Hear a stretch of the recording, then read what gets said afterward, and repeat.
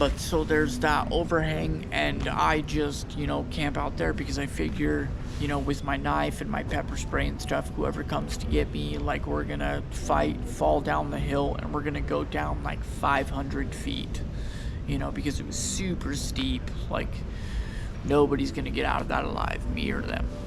So I stayed there, and they ended up, surrounding me, and I could hear them talking on the phone and stuff like that. So I ended up hiking 4 miles away to Bald Mountain, and I hiked to the top of Bald Mountain, and that's the base of the series of mountains that goes down into Park City. So I was able to get cell phone service, and I ended up calling 911, and I was like, hey, these people are after me and stuff. The officer came up, and they left, clearly, because they could hear me speaking to them. And so they left, and the officer's like, there's not much I can do, like, they're gone and stuff. And I was just like, well, if I don't want to be, murdered, butchered, and stuff like that, so I'm gonna kill myself if you do not help me. And so he ends up taking me down to Park City and stuff and checking me into an institution.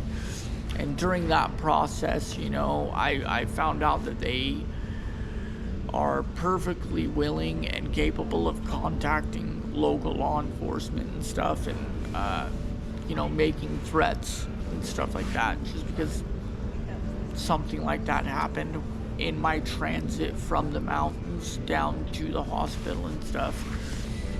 And it wasn't good. If you talk to the officer who transported me down the mountain, he'll probably, just say that I was having, mental crisis or something like that. But if you talk to his boss, he was contacted. So, yeah. Sorry, that was bugging me. So, we'll go ahead and go with that. So now I'm in the hospital, and then I try and get them to set me up into a place that is under surveillance and stuff like that, and they end up setting me up with a place that is monitored by, people that are part of that life. Sorry. And so, they're giving me a really hard time, they're like yelling at me saying that I can't hold secret and stuff like that, which, as far as I'm concerned, there was no secret to be held. My dad was in trouble and I helped him. And look at the police report, you can see that. So anyways, I end up leaving there, checking myself back into an institution and stuff, and I end up, when all is said and done, I've checked myself in and out, over and over again, and then I end up in Ogden, okay? Because I was gonna tell my aunt and uncle, that this is everything, that I was gonna be gone. They weren't home, so I couldn't tell my mom that I was sorry and stuff like that, so I ended up holding on for a little bit longer. And then I ended up checking myself into Salt Lake Behavioral Health, and I ended up getting into like a rehab program that didn't know about my situation and stuff. And so I went up to Kaysville, Utah, and I stayed there for like a month and a half, 2 months, supposedly getting sober. Even though I was already sober, it was just helping me with a place to stay. Let me go ahead and double check, make sure we're still recording. Okay, so that I had a place to stay and stuff, and everything seemed to mellow out. Like, I stopped being pursued and stuff like that. It seemed like it. So I leave there, and I go into Cedar Hills, Utah, into I Am Recovery. Okay, and so at I Am Recovery, I end up getting a job at the McDonald's and stuff like that in Cedar Hills, Utah, and it seems like everything's going good. A previous tenant sold me a truck for a really good price, and then after that, he ended up renting out an apartment that I was supposed to rent out the other room.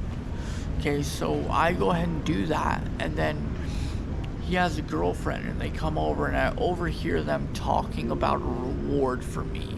So obviously, I'm like, I move out of his house. I've got a job now and stuff like that. So I purchase a gun and I stay at the parking lot of my job, which is right next to a high school. And then a little bit up the road is a junior high or an elementary school. So it'd be very public if anybody, murdered me there, kind of thing. And so I stayed there, and I stayed there for probably about 2 years. And that's leading up into this situation. So after those 2 years, they figured out that I knew that they were watching me, and I was staying in public on purpose under corporate surveillance cameras and stuff like that. They decided to slander my name. So they started telling people that I was a racist, a bigot, like every buzzword under the sun, kind of thing. Just trying to get people to, hate me and make it very uncomfortable for me to be where I am. So that's leading into this current situation. So after that, about 3 weeks ago, there was the guy who was a Mexican, about 6'2", 300 something pounds, came to my work every day for about 9 months. And he would leave when I would leave. Sometimes he would leave and sit out in his car and stuff like that, but he was keeping an eye on me. But about 3 weeks ago, he started threatening me. Okay, so he was just like, oh, they're coming to get you, tonight. They're not going to let you stay another week and stuff like that, because they've been waiting this whole time for me to step out of the public light so that they can take care of me, kind of thing. Well, so they use that defamation to destroy, like, everywhere I go in Utah. For sure, people just fucking hate me for some reason. I've never done anything bad. There's no evidence of me ever being racist or a bigot or anything like that. I even had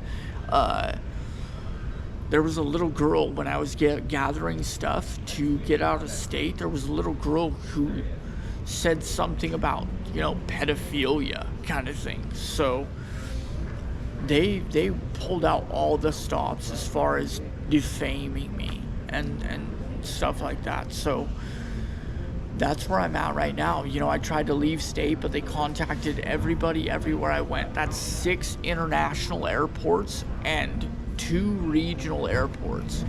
They contacted ahead of time, so this is definitely a very big organization. But they contacted when I was flying towards there, and then if you look at the videos, if anything happens, if you look at the videos of the airports, you can see the workers harassing me. Like everywhere I went, there was a worker who followed me, like a security guard who followed me or something like that. Very odd for an airport that sees millions of people a week to single out one person and follow them around. So definitely evidence of that. But yeah, so after everything's said and done, I figured out that I'm not going to be able to get away from these people. They're going to follow me to the ends of the earth. So I came back to Utah here, and I am publishing this video to let you know that, evil lives among you.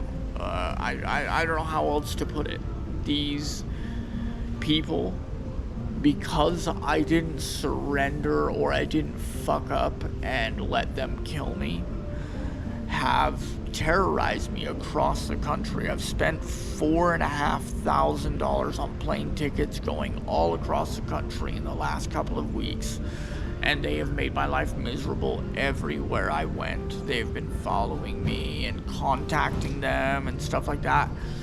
And I've contacted the sergeant, at least at the Manchester airport and stuff like that, and let them know that somebody was going to be contacting them about me and everything, and told them to document it and everything like that.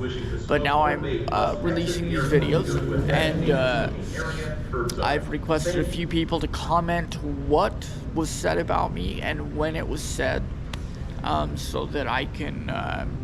I'm not living through this. This is probably one of my last videos, but just so that society can get a picture of how this, operation kind of took place, like how it happened, what was going on, why, and stuff like that. And just how effective a organization like that is, like imagine somebody who testified against them, or something, like who actually did something that was beneficial to the community, got some of these evil people off the streets or something like that. They will never escape, like I'm somebody who didn't testify against anybody or anything like that. I filed a police report years ago. I just made them look bad by not dying, and so now I'm the most wanted man in the US. So yeah, hopefully this is informative. I love you guys, and life sucks and then you die sometimes, but it's never too late to find Jesus. I would recommend that. That has brought me more peace in my journey of being hunted than anything else has been Jesus, my Lord and Savior. And I thank you guys for watching this, and have a good night.